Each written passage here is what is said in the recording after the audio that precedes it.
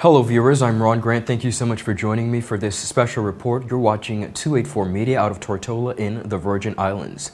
International expert on governance Dr. Carlyle Corbin has made an official presentation of the independent self-governance assessment of the Virgin Islands to the Premier of the Virgin Islands. Now, the independent self-governance assessment of the Virgin Islands was originally commissioned by the government to provide the public with a reference document that places into historical context the constitutional advancement of the Virgin Islands, particularly as the territory prepares for constitutional review. Now, viewers, the document will help to place self-governance in the Virgin Islands into proper context and clarify questions from the general public. Permanent Secretary in the Premier's office, Dr. Carolyn O'Neill Morton, said, and I quote, "It is hoped that by having access to the information contained in the self-governance assessment, the public will be better able to engage in the constitutional review process." Viewers, Dr. Carlyle Corbin is an international advisor on governance and the designer of the Self-Governance Indicators diagnostic tool, which assesses self-governance and sufficiency and preparedness of island non-independent countries. He has extensive training and is also a published author. I'm honored to be joined by Dr. Carlyle Corbin to discuss the assessment and its findings. All this and so much more after a word from our sponsors. You're watching 284 Media. Yo, everything good, Dad? Aye. This thing got me one way, Daddy. What do you mean? Ever since I hook up with this thing, can't eat, I can't sleep. This is the first thing I touch it when I reach home. What you really? Hey, this ain't like you know. Dad, this thing got me staying home, keeping out of trouble me. Wow. What your name is? Shit. I talking about my CCT life. Don't worry about missing your favorite series, sports, news, and local programming. Come to CCT today and sign up for CCT Live to access over 80 channels. CCT Live. Bring it home. 1 month free trial turn into 5. 5 months turn into, well, you know I hustle. I watching ball. I been watching football. Dad, Nickelodeon, Paw Patrol. I am hooked. Hook, I tell you. Viewers, welcome back and thank you so much for sticking with us. As promised, I am joined by Dr. Carlyle Corbin. Dr. Corbin, thank you so much for your time and welcome to 284 Media. Great. My pleasure to be here in the Virgin Islands and to be with you today. I want to begin this evening's conversation on providing some background and really putting into perspective the background of self-governance, not only based on your experience, but across the region. Can you break that down for us?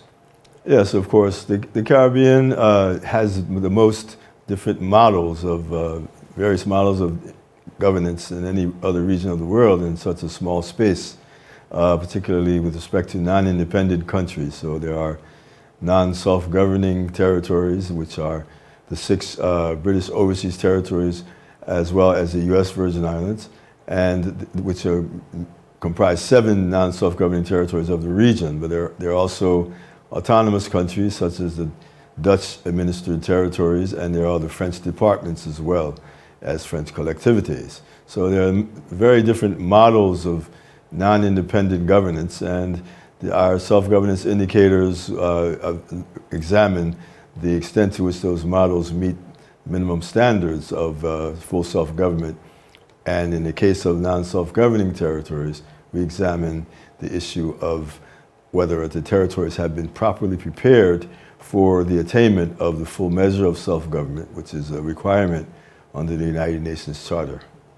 Understood. I want to talk about the self-governance assessment diagnostic tool. Tell us about the tool and how it really measures preparedness. Yes, the tool is comprised of a synthesis of the United Nations Charter, human rights conventions such as the International Covenant on Civil and Political Rights, International Covenant on Social, Economic, and Cultural Rights, the Convention on the Elimination of Racial Discrimination. In some instances, we also integrate the United Nations Declaration on the Rights of Indigenous Peoples, the Declaration on Decolonization, the Magna Carta of the issue of decolonization and self-determination. So we have a number of those international instruments which we have created and brought together and created the various sets of self-governance indicators. Okay, now based on these indicators, the assessment tool, and your observation, how prepared would you say is the BVI for self-governance at this time? Well, and certainly in the case of the Virgin Islands, you will find a high level of preparation. And this is attributed to several factors. One being the compliance of the United Kingdom with its responsibilities under the Charter of the United Nations, particularly Article 73B, to bring the territories to the full measure of self-government. Of course, that has not occurred as yet, but the idea of the preparatory process is the stage in which the Virgin Islands is at this time. But it's also important to note that what the territory has done over successive governments over the years, the decades really, have been in the context of investment in the development of the people of the territory, so that the preparatory process has been far advanced by the work of internally in terms of the governments, the tertiary institutions such as the Ace Labadee Style Community College and the educational system in general. There's a very strong level of preparation, a very strong level of, in many areas. And so we find that what is now at the stage of transfer of powers is the final stage of this process. Understood. I want to go into detail about the actual findings of the assessment which you presented to the Honorable Premier and the Permanent Secretary within his office. Tell us about your findings. Well, certainly the findings assume the current arrangement, the current territorial status, of course, which is in a sense examining the constitutional arrangement, the political relationship with the United Kingdom in terms of the ability for the territories to achieve self-governance over the competencies that currently exist. We looked at, for example, the compliance of the administering power, as what in the United Nations language, to bringing the territory to the full measure of self-government, and to what degree is there the respect for the self-determination process. And I must make the point that self-determination does not equate to independence. Self-determination is a process, and the achievement of decolonization is the outcome of that process. And decolonization itself can take a number of forms. In particular, independence is only one of those forms. Integration is another, and free association is the one that's essentially in the middle. And we have models of those, models of full self-government in the Caribbean and also in the Pacific region, where most of the other non-self-governing territories are located. Now, we are going to take a quick commercial break, viewers, but when we come back, we're going to continue the conversation as it pertains to exactly what are some obvious changes and perhaps things that will stay the same as we look at self-governance. All this and so much more after a word from our sponsors. There's a reason you get up on a morning. A reason you pick yourself up, start the day. Maybe it's sheer grit. Maybe it's your ethics. Maybe it's because you know people like you are waiting for people just like you. We all have our reasons, and for Republic Bank, that reason is you. Every little thing, every big thing. It's all about making a difference in your life. Because after 182 years, if it's one thing we're sure about, is that the difference is you. We're here to help. Republic Bank, we're the one for you. Viewers, welcome back. Dr. Corbin, before the commercial break, you were speaking about the different forms that self-governance could take. Of course, off the top of our head, many persons automatically go to independence. I want to talk about some obvious changes and perhaps things that will stay the same. Of course, many persons are concerned as regards to our U.S. currency and whether or not that would change. Begin by telling us the move to self-governance. What would be immediately some changes that we would be able to see as residents? Well, in this case, the importance of the preparatory process, it comes into play. The territorial status was never meant to be permanent. It was always meant as a transition and preparatory to the attainment of the full measure of self-government, which is one of the three alternatives which I mentioned. In the context of the change, if the change is, for example, to independence, then you would find that it's really just an evolutionary process. Much of the existing arrangement on the ground, everyday life, would not change. Issues of currency, there are many countries in the world, for example, that maintain the US dollar as their currency, even as they are independent. There are issues of some questions of defense and so on. There's no need, for example, as someone suggested, that there may need to be an army created. Well, no, that's not necessarily the case. I don't think there are too many armies in the Caribbean in general. But the idea is that there is a means to develop an interconnectedness and an interdependence with other countries close by in the region, but also the former cosmopole that could provide such assistance. But the key is that the responsibility would then be upon the new government. And so there are other areas as well, such as external affairs. And one of the indicators, for example, was the examination of the extent to which external affairs capacity has been built. And in the case of the Virgin Islands, perhaps unlike most of the territories in the Caribbean, the Virgin Islands has developed a very extensive and very successful external affairs competency. So in the context of a change to another status, it's just a question of continuing that very excellent work, but at the same time elevating the type of a membership, for example, from an associate membership to a full membership. The issues of whether or not there are costs associated with, say, external affairs. In general, there are already existing offices in terms of tourism promotion, investment promotion, throughout particular places, particular capitals, strategically placed.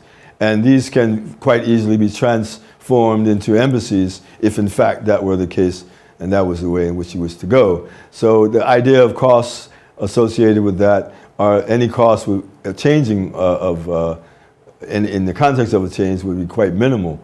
So the changes would really be more of an evolution. And in addition to that, of course, any change would not happen overnight. Okay. There's a further transitional process, and this is negotiated, however many years you wish for this to happen, so that the competencies which currently are not within the purview of the elected government would then be transferred over time with the appropriate training and other competencies that would also be transferred where there already is, and as I mentioned, external affairs, in other areas where this expertise already exists.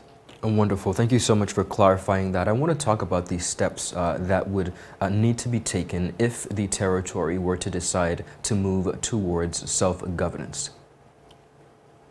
What are some of the steps that would need to be taken to begin that process? Well, I would suspect that the next round of constitutional review is the next step in the process, and I believe that everything that has happened heretofore has been consistent with the issue of developing self-government. It is a continuum.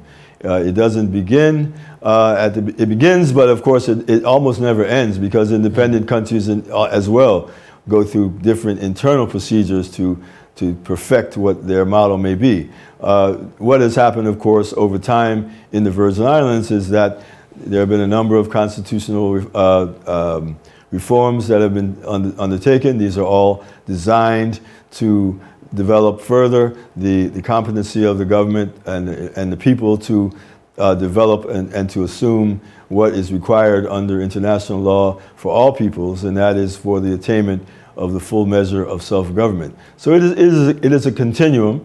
The next step is the constitutional review, which is imminent, and that will shed significant light on how far you have come and where perhaps you wish to recommend to go.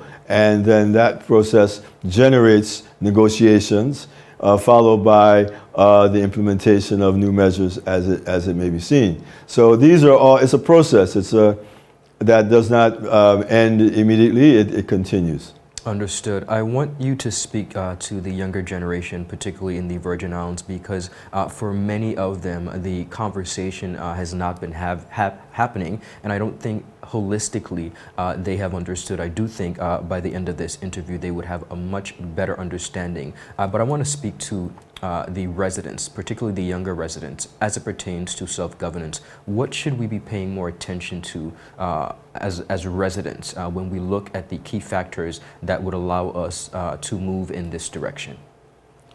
Well, I think that's a very interesting point. And for young people, the level of awareness of young people is significantly raised by their ability and capacity to access information.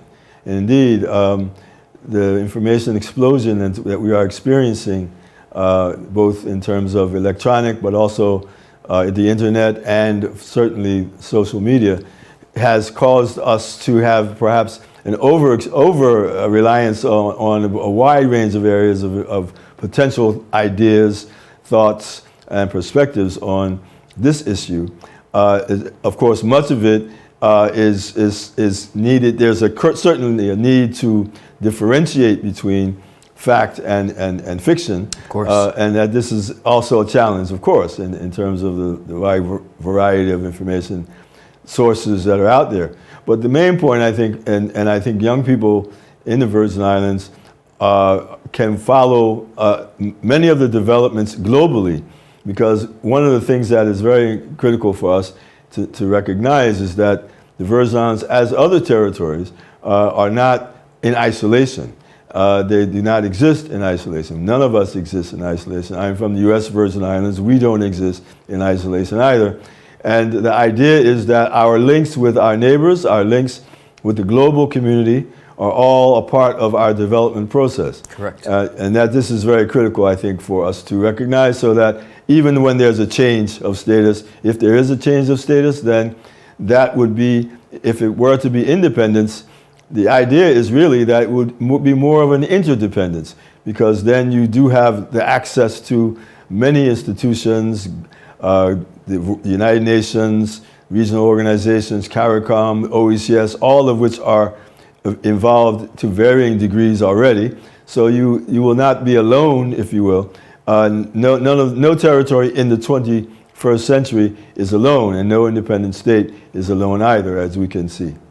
I want to thank you so much for that point. I do believe that it is absolutely valid to have noted that, because especially when the conversation of self-governance comes about, many persons begin to get the notion mentally that you're now literally out there all alone. But when you put the Caribbean region into perspective, I do appreciate you really bringing home the point that we essentially are going to be all working together. Dr. Corbin, I want to thank you so much for your time today and stopping by the studios. Of course, you have been doing a number of media appearances, and you do have quite a bit more to go, but I thank you for bringing the conversation, most importantly, the assessment of self-governance in the Virgin Islands to the forefront to us. Thank you so much for your time.